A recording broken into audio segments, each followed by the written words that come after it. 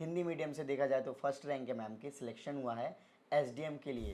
अभी आपने short notes के बारे में बताया था, जी। तो शॉर्ट नोट्स बनाने का क्या अप्रोच होता है?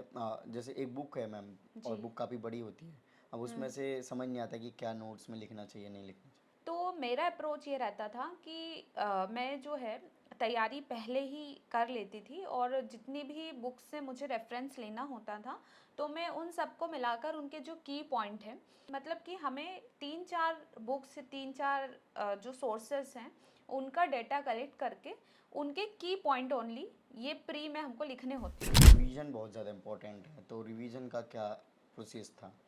देखिए, जब हम एक बार हमारे सिलेबस को पढ़ लेते हैं हाँ। तो फिर हमें टेस्ट सीरीज़ ज्वाइन कर लेनी चाहिए। अगर पॉसिबल है तो वो वेल एंड गुड है। उससे हम टेस्ट देते हैं तो हमें हमारी तैयारी का पता चलता है कि हमारी तैयारी की परख कैसी है। एग्ज़ाम के पहले वाली जो प्रैक्टिस है, ताकि कोई हम फिज़िकल मिस्टेक वहाँ पे पेपर में ना कर दें, रोल नंबर लिखने में कोई हम एरर ना कर दें, गोले भरने में हम एरर ना कर दें, तो टेस्ट सीरीज़ बहुत इंपॉर्टेंट रोल प्ले करती है। Hello everyone, welcome to student. So हमारे साथ हैं सिमी यादव मैम, जिनका एमपीपीएससी में 3 रैंक के साथ हिंदी मीडियम से देखा जाए तो फर्स्ट रैंक है मैम के, सिलेक्शन हुआ है एसडीएम के लिए। तो आज हम मैम की जर्नी जानेंगे, काफ़ी इंटरेस्टिंग जर्नी है। मैम मैरिड भी थी, उसके बाद मैम ने एग्ज़ाम को क्लियर किया है, और मैम पहले वनडे टाइप भी एग्ज़ाम देते थे, और वनडे टाइप एग्ज़ाम देते देते और सेकेंड अटैम्प्ट, टेक्निकली मैम का सेकेंड अटैम्प्ट है, हालांकि फर्स्ट अटैम्प्ट मैम ने ऐसे ही दे दिया था। तो काफ़ी इंटरेस्टिंग होगा कि क्या इन्होंने स्ट्रैटेजी बनाई और किस तरीके से एसडीएम जैसे इतने बड़े पोस्ट को अचीव किया। सो आज हम डिटेल में डिस्कस करते हैं। मैम सबसे पहले आप अपना एजुकेशन बैकग्राउंड बताइए। मैं एमएससी पास आउट हूँ कंप्यूटर साइंस में, government Holkar science college Indore से। इंदौर से, ओके। जी। सो मैम सिविल सर्विसेज या फिर ये गवर्नमेंट एग्जाम्स की प्रिपरेशन का आपने कैसे सोचा? देखिए, मेरी मदर जो थी वो पहले से ही गवर्नमेंट जॉब में थी। हालांकि उनका जो पोस्ट था वो इतना बड़ा नहीं था, लेकिन मेरी मदर चाहती थी कि मैं एक अच्छी पोस्ट पर सिलेक्ट हूँ, तो वहीं से इंस्पिरेशन मुझे मिली थी, तो वहीं से मैंने सोचा था। ओके। जब प्रिपरेशन स्टार्ट किया तो कैसे स्टार्ट हुआ, क्या का मतलब दिक्कतों का सामना करना पड़ा? देखिए, शादी मेरी 2016 में हुई थी। उसके पहले मैं काफ़ी सारी एग्ज़ाम्स देती थी, बैंकिंग की देती थी, एसएससी की देती थी, लेकिन तैयारी नहीं करती थी। मतलब ऐसे ही फॉर्म भर दिया है और हंसी खेल मजाक में एग्ज़ाम दे दिया है, तो ऐसे एग्ज़ाम नहीं निकलता। तो एग्ज़ाम को लेके एक मन में नेगेटिविटी बन गई थी कि यार ये कॉम्पिटिटिव एग्ज़ाम निकलने के लिए होती ही नहीं है।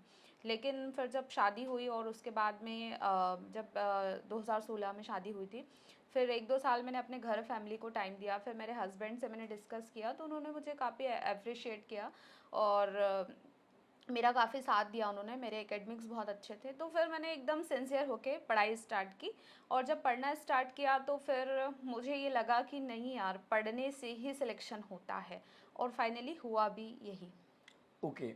सो क्या अप्रोच स्टार्टिंग में जब आपने सोचा कि चलो तैयारी करते हैं, तो कोचिंग ली और फिर कैसे स्टार्ट किया? देखिए, जब मैंने स्टार्ट किया था तब एक्चुअल में मैं टीचिंग का भी काम करती थी।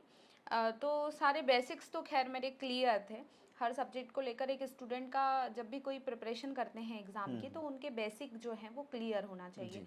तो उसके बाद में आपको जो पुराने ओल्ड पेपर हैं जो एग्ज़ाम हुई हैं, चाहे आप स्टेट पीएससी की तैयारी करें, चाहे आप यूपीएससी तैयारी करते हैं, या फिर आप किसी भी अदर एग्ज़ाम की तैयारी करते हैं हाँ जी। कॉम्पिटिटिव की, तो सबसे बेसिक ये अप्रोच होती है कि हमें ओल्ड क्वेश्चन पेपर को सॉल्व करना चाहिए। उससे राइट। हमें एग्ज़ाम का पैटर्न समझ में आता है, एग्ज़ाम की डिमांड क्या है ये चीज़ समझ में आती है, और स्टूडेंट अक्सर यही गलती करते हैं कि वो ओल्ड क्वेश्चन पेपर नहीं उठाते। दूसरी चीज़ है कि हमें जो सिलेबस है वो बिल्कुल हमें ज़ुबान पे रटा हुआ होना चाहिए। राइट। हमारा सिलेबस हमें पता होना चाहिए। उसकी एक हार्ड कॉपी हमें बच्चों को प्रिंट आउट निकाल के हमेशा पास में रखनी चाहिए, और उसको मार्क करके ही अपनी तैयारी करनी चाहिए। ये 2 बेसिक चीज़ हैं इनिशियल लेवल पर। राइट। जी। ओके। मैम जैसे तैयारी आपने स्टार्ट करी, तो प्रीलिम्स और मेंस दोनों को टारगेट किया था एक साथ या फिर अलग हुँ। अलग प्रिपरेशन करी? देखिए, स्टेट सर्विस एग्ज़ाम बहुत बड़ी एग्ज़ाम होती है।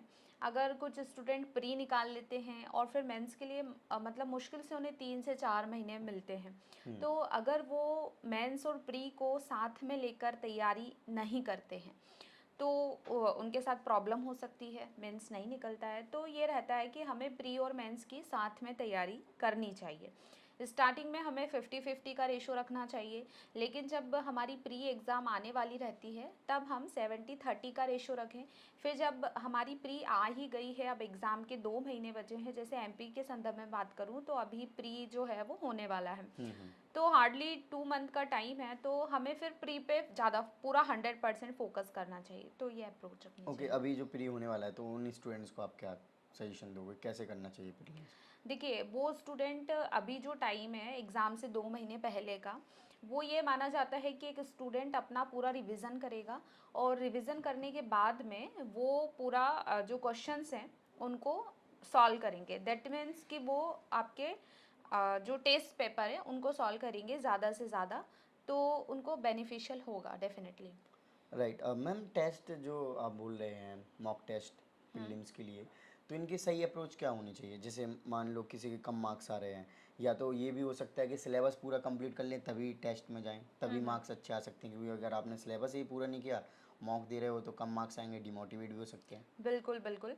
तो देखिए सिलेबस का ऐसा है कि प्री का सिलेबस है तो इतना ज़्यादा वास्ट सिलेबस नहीं है, 10 यूनिट रहती है प्री में एमपीपीएससी में।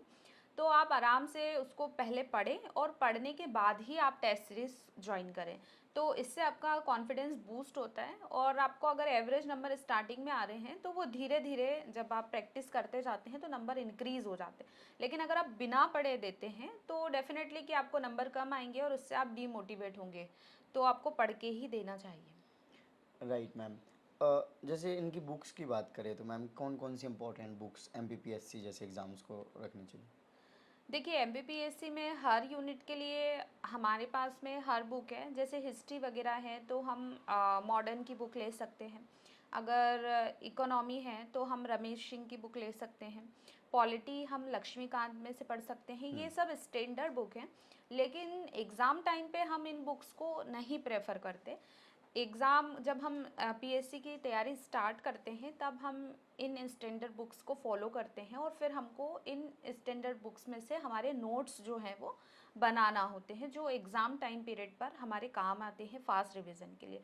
सबसे ज़्यादा जो मेन रोल रहता है इसमें वो एमपी जीके का रहता है। जी। एमपी जीके की ऑलरेडी 3 यूनिट है, तो मतलब 30 क्वेश्चंस मतलब कि 60 मार्क्स का जो पेपर है वो एमपी जीके का आता है, लेकिन उससे ज़्यादा भी और वेटेज बढ़ता है। एक करंट अफेयर्स की यूनिट है तो उसमें से भी एमपी जीके के बहुत क्वेश्चन पूछे जाते हैं। जो खेल है तो मतलब जो एमपी का परसेंटेज है वो 40% क्वेश्चन जो है वो एमपी के आते हैं, ये मैं मिनिमम बता रही हूँ। तो कोई भी स्टूडेंट जो एमपीपीएससी प्री क्वालिफाई करना चाहता है उसे एमपी जीके को बिल्कुल अवॉइड नहीं करना चाहिए। हाँ, जैसे आपने एमपीजीके के बारे में बोला कि 40% अराउंड क्वेश्चंस यहाँ से आते हैं, जी। और कौन से ऐसे टॉपिक्स हैं या फिर सब्जेक्ट हैं, जैसे हिस्ट्री हो सकता है या फिर इकोनॉमी हो सकता है, तो ऐसे कौन से और टॉपिक हैं या फिर सब्जेक्ट हैं जिनको स्टूडेंट्स फोकस करें, जैसे जिनके पास ज़्यादा टाइम नहीं? देखिए 10 यूनिट हैं और सबका वेटेज जो है वो पीएससी में इक्वल है। चूंकि एमपी की यूनिट ज़्यादा है इसलिए उसका वेटेज ज़्यादा है। ओके।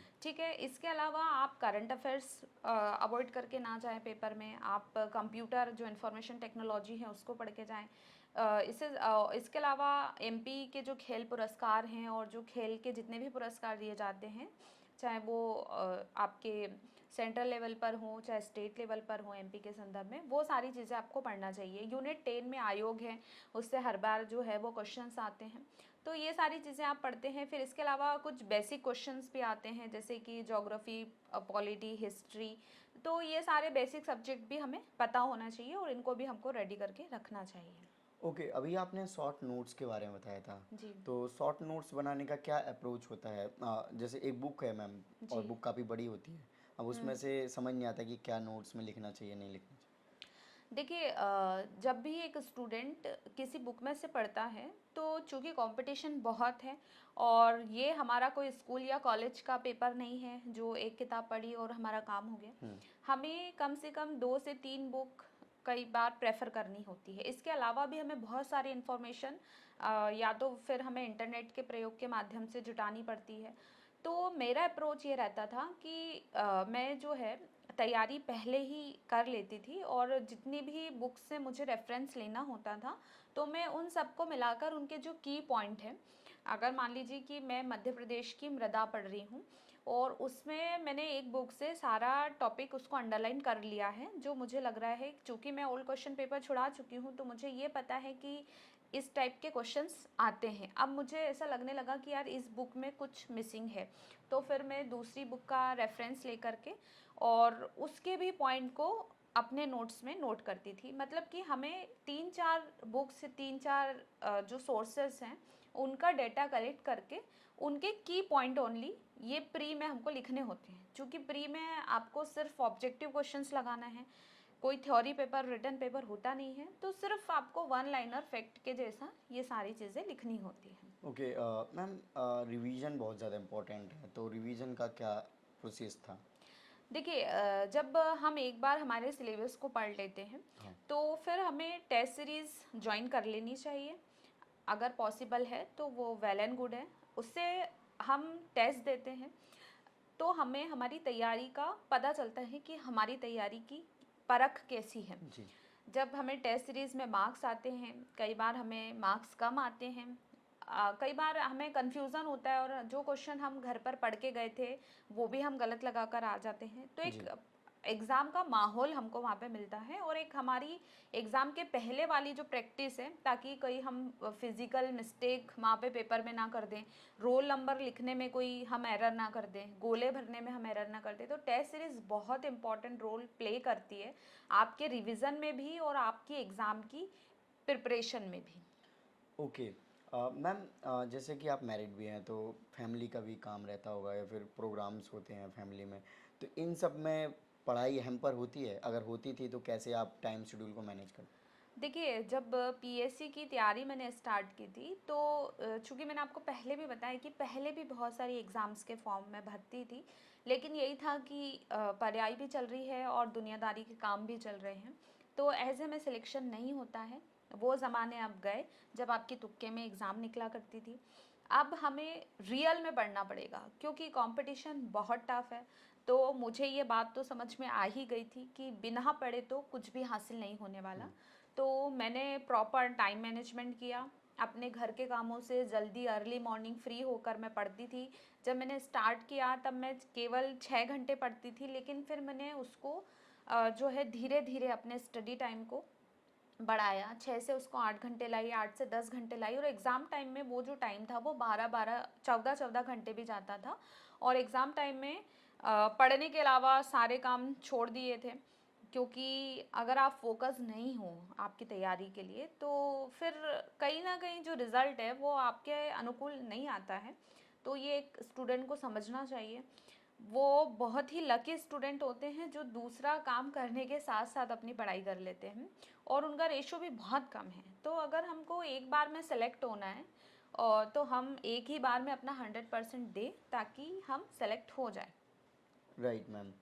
मैम, अभी आप जैसे इंस्टाग्राम या फेसबुक पे होंगे, हुँ। तो क्या स्टूडेंट्स मैसेज करते हैं अभी आपसे? क्या गाइडेंस में उनको क्या लैक आता है जिन्हें?